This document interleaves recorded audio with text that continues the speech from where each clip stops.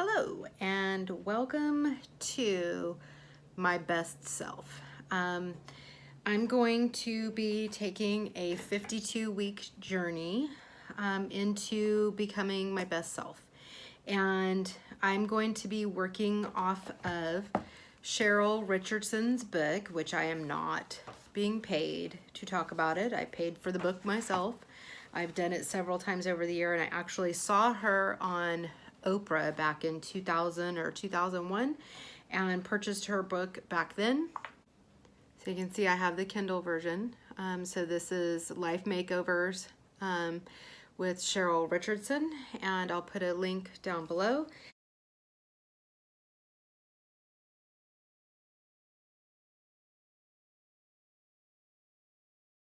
And then also I am going to be working with Best Self by Michael Bayer. And this is a new book that I think just came out.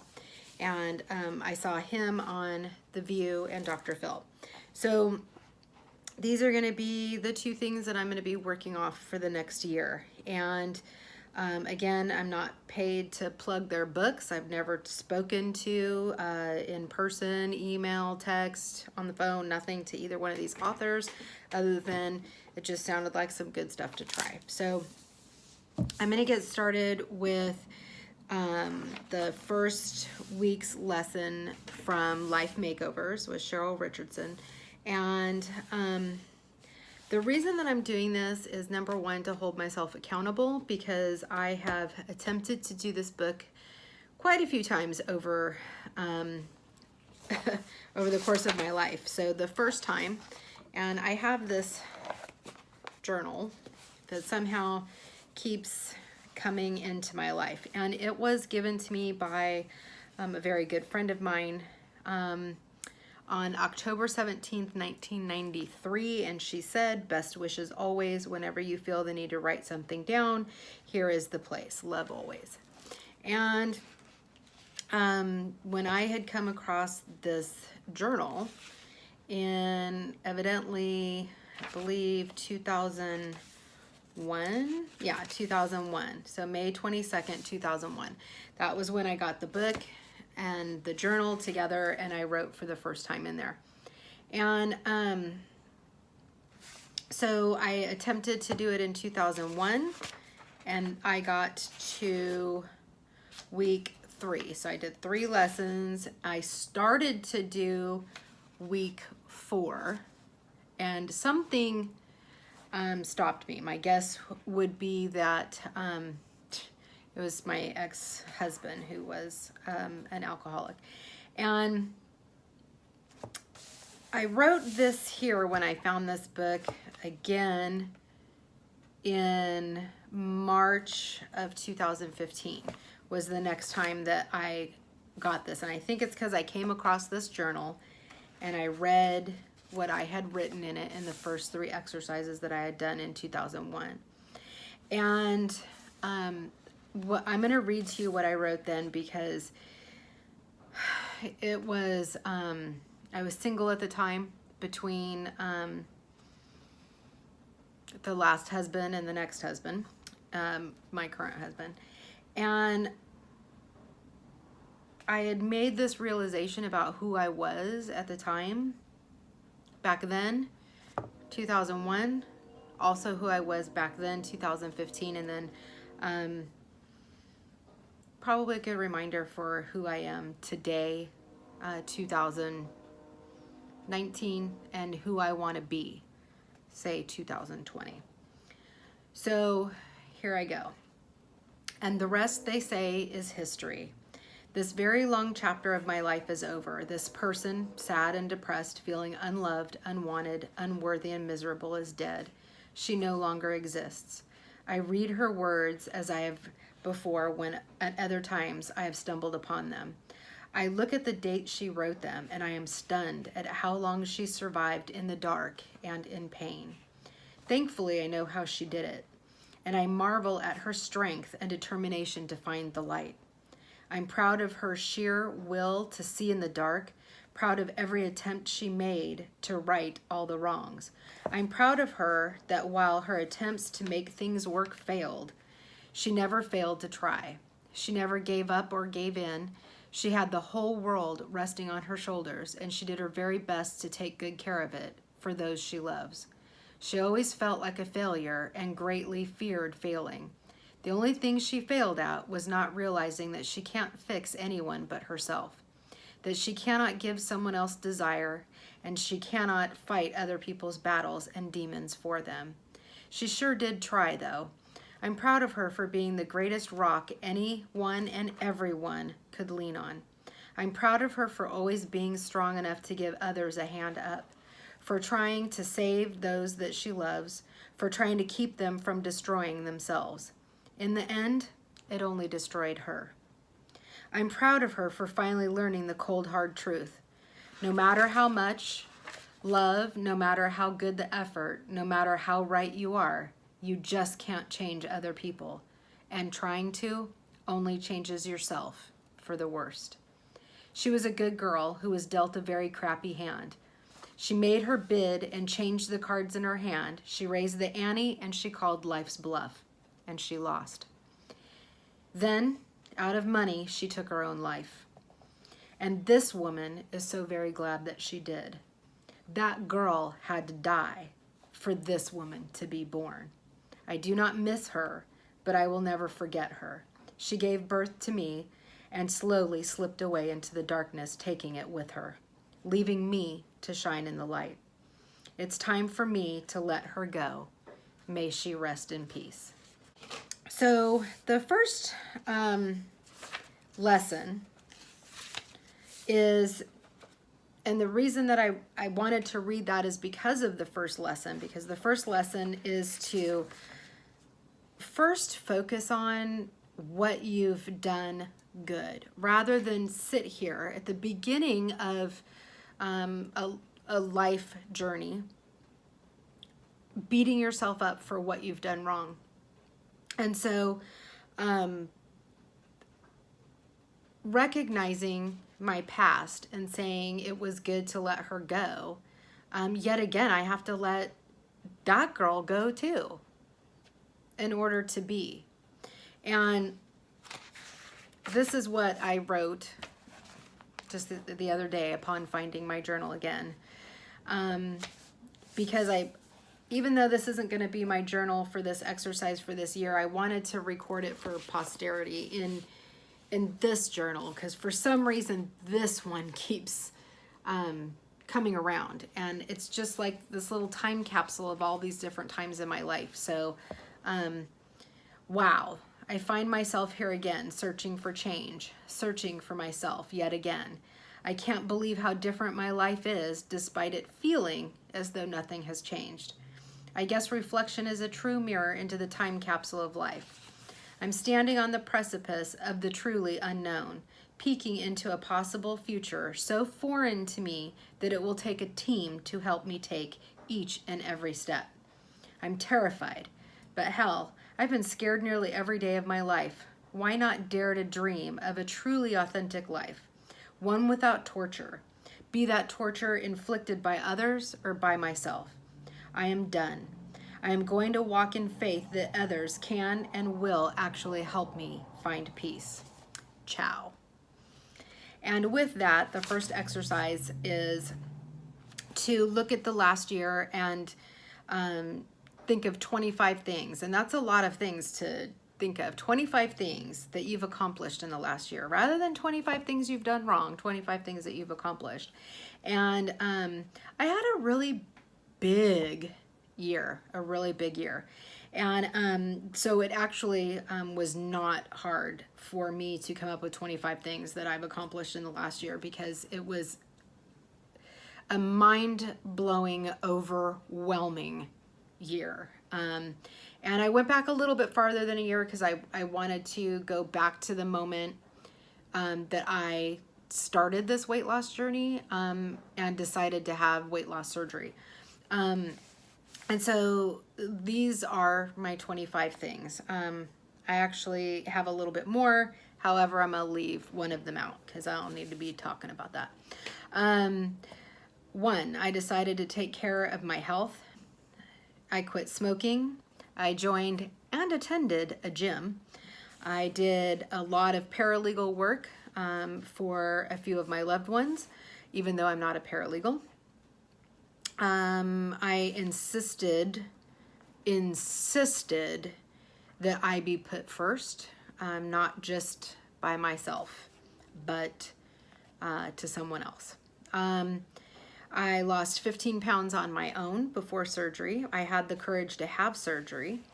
I further committed myself to setting and enforcing new boundaries in my life, both personal and professional. I refinanced my car to lower my payment because my payment was really high due to the divorce and bankruptcy and foreclosure and all that stuff.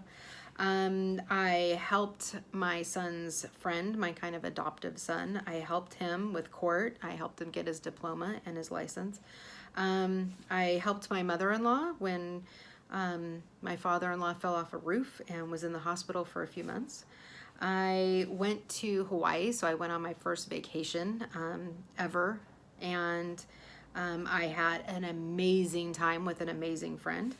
I swam with the dolphins, which is something that I wanted to do before I die. So that's my bucket list, swim with the dolphins, so I can say check to that. I also did my very first 5K, and not only was it just a 5K, but it was a tough mud with obstacles in the mud that I did.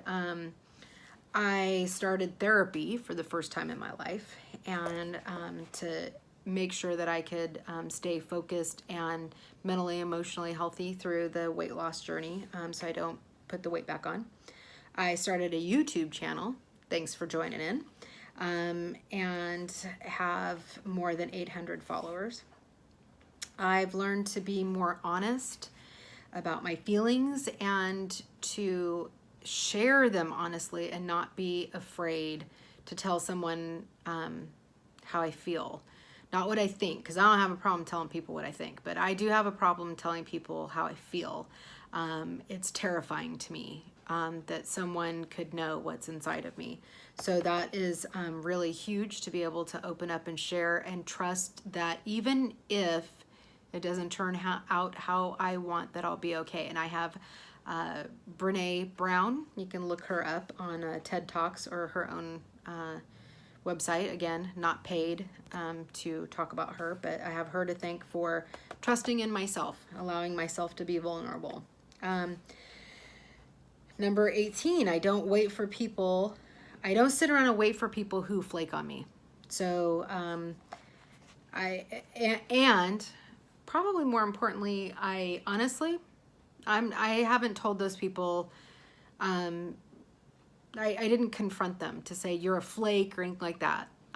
It's just within myself. I know who they are, and I know how they live their life, and that they don't have a problem totally and completely standing me up, even though it was their idea to hang out, to take care of themselves. So they don't have a problem standing me up to put themselves first and take care of themselves. So what I no longer do is I don't make hard and fast plans with them. So, excuse me, when they want to make plans with me, I kind of think about what my day is going to be like, and I assume that they are not going to show up, and I plan my day accordingly. And when the time comes to meet with them, if it happens, great. If not, I'm doing my own thing.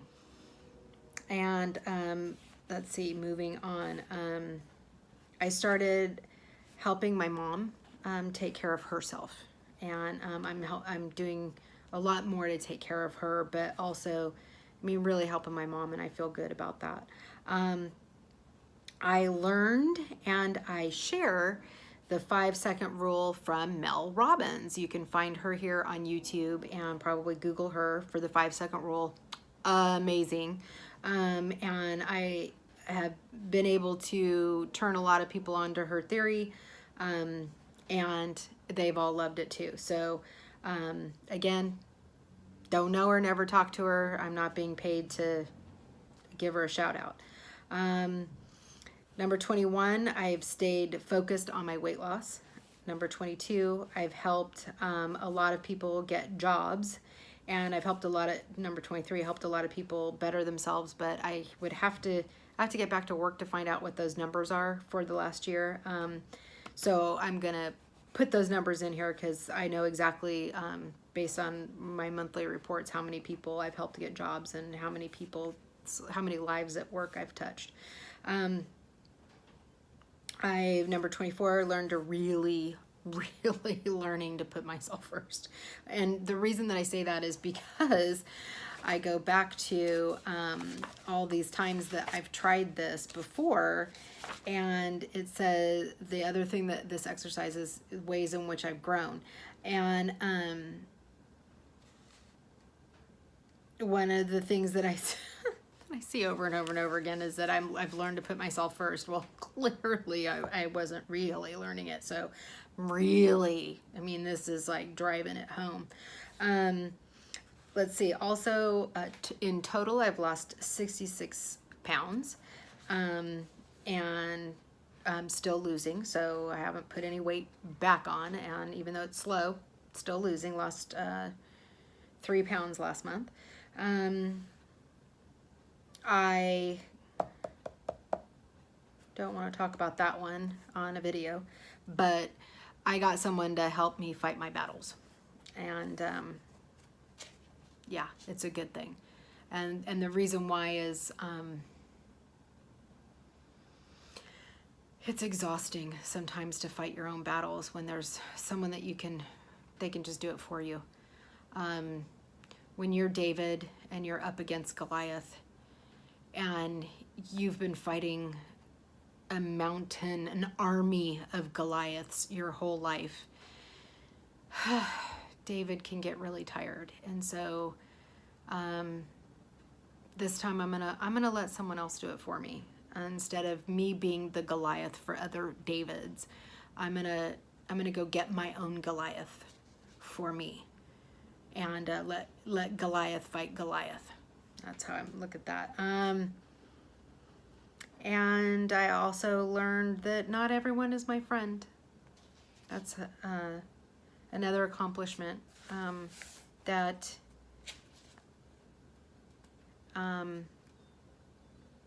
you know that saying, like, if it looks like a duck and quacks like a duck and walks like a duck, it's a duck.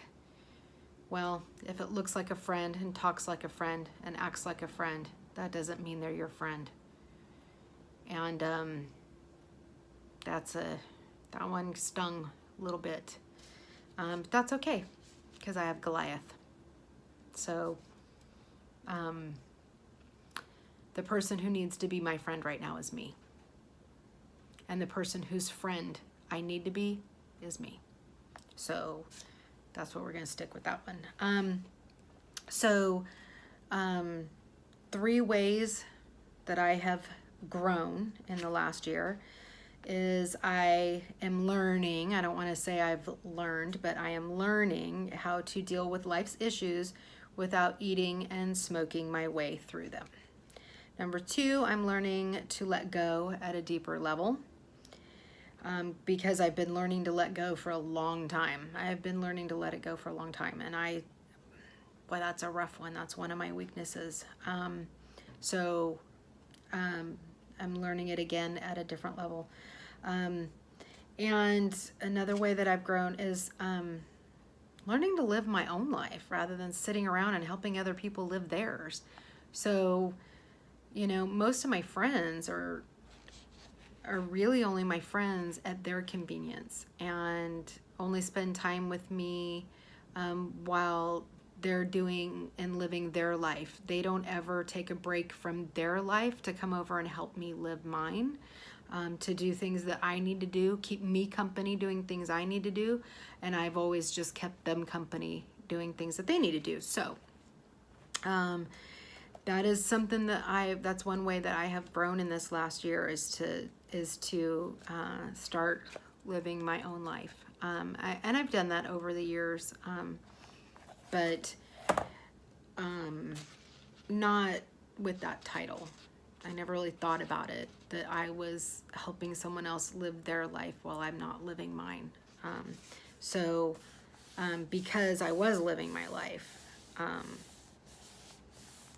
And because I haven't been living my life for the last few years, because my life has just changed so much from the divorce and foreclosure, bankruptcy, and everything that I lost. Rebuilding has been a little bit hard. Anyways, so that is week 1, celebrating accomplishments. So now I'm going to see what Best Self has to say. So I'll be back with you in a few minutes. Okay, so I haven't, I'm looking at the Best Self. Okay, this is what I'm looking at. And this is the author, okay, Mike Bear. He's a good looking guy too. So this is, as I'm looking through it, 'cause up until just now, I had been reading the introduction, and I hadn't gotten to the part where there was actual like exercises yet. And I just now kind of flipped through it, and I'm flipping through it right now, because I think what's going to have to happen here is that this might take me a few days to pick at this. I don't know. Maybe I might get through it today. And what's interesting is it overlaps with some exercises that I do with my students at work. And so I'm going to have to step out of the teacher role, because one of my weaknesses is that I have some severe trust issues, that I don't trust people to be smarter than me to help me, because I have been burned so many times in my life, and people just not capable. Anyway, so for sure that because I do this in class all the time, like as an example, I do things kind of like this, not necessarily with the same umbrella that not with the same spin that he has on it though. So I'm gonna, because I think I'm so smart all the time, and that I'm the only person that can help myself till I realize I'm drowning, that this is probably going to take me more than a minute to really step out of that teacher role, the authority role, the knowledgeable role, and allow myself to let him take me by the hand and guide me through his intention rather than my own intention, because I've got a lot of my own intentions. So so that's really going to take me, that's probably going to take me a few days to get out of my own head, get out of my own way, and quit sitting on myself and holding myself down or holding myself back or charging in front and knocking people down because I'm so smart and I know how to do it right or do it better. So, because it does say, I'll hold this up again, best self, be you, only better. So that's what I need to do, is the only better part. So I'll get back to you on that stuff, okay?